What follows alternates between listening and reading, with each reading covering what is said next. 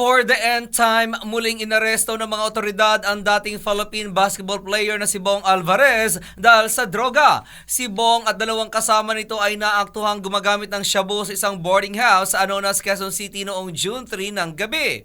Sa isang interview dito, inamin ni Bong na nagpa-pot session sila ng kanyang mga kaibigan sa isang barbershop nang dumating ang mga pulis at taliwas sa sinabi nito sa isa pang interview sa kanya kung saan mariing itinanggi nito na gumagamit siya ng ipinagbabawal na gamot. Sa naunang interview dito, sinabi ng dating basketball player na na-set up lamang siya ng kanyang mga kaibigan kung saan manghihiram lamang umano sana siya ng 2,000 sa mga ito. Nananahimik umano siya sa kanyang bahay sa Valenzuela kung saan sinundo lamang siya ng kanyang mga kaibigan kaya't nakatsinelas lamang siya.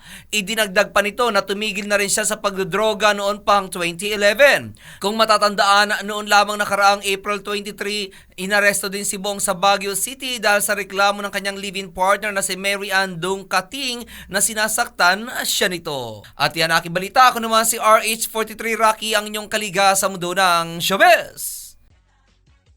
Showbiz for more, like and share this page for more.